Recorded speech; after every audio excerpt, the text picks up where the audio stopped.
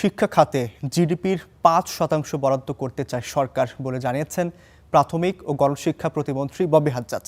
আধুনিক বিশ্বের সঙ্গে তাল মিলিয়ে শিক্ষা খাতের সংস্কার করা হচ্ছে বলে উল্লেখ করেন তিনি। সোমবার রাজধানীর চীন মৈত্রী সম্মেলন কেন্দ্রে দ্য লার্নিং নেশন নামের একটি বইয়ের মোড়ক উন্মোচনে এ মন্তব্য করেন তিনি। এ অনুষ্ঠানে অংশ নিয়ে শিক্ষাবিদ রাশেদা কে চৌধুরী বলেন, বর্তমান শিক্ষা অবস্থা মানবিক মূল্যবোধ তৈরি করতে পারছে না। এজন্য তৈরি হচ্ছে কিশোর গ্যাং, শিক্ষাঙ্গনে বাড়ছে নৈরাজ্য। এ সময় অন্যান্য অতিথিরা বলেন, স্থিতিশীল অর্থনৈতিক কাঠামো নিশ্চিত করতে মানসম্মত শিক্ষা ব্যবস্থা প্রয়োজন।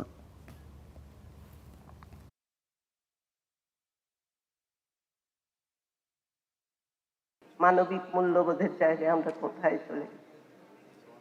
কিশোর গ্যাং কেন তৈরি হচ্ছে? কেন বিশ্ববিদ্যালয়ের শিক্ষার্থী তার বন্ধুকে মেরে ফেলছে তারা দল বেঁধে? এই মানবিক মূল্যবোধের জায়গায় আমাদের করতে পারি আমরা? কোন সরকার, কোন মন্ত্রী বা কোন মন্ত্রী পরিষদ একা একা দাঁড়িয়ে দেশের কিছু বদলাতে পারবে না যদি দেশের জনগণ সাথে না থাকে। আর যেই মুহূর্তে দেশের জনগণ সাথে থাকবে, তখন মন্ত্রী পরিষদ যদি জনগণের বিরুদ্ধে যায়, 2024-এর গণঅভ্যুত্থানে আমরা দেখেছি তখন মন্ত্রী পরিষদের কি অবস্থা হয়। জিডিপির 5% শিক্ষা খাতে ব্যয় আমরা নিয়ে আসতে চাই।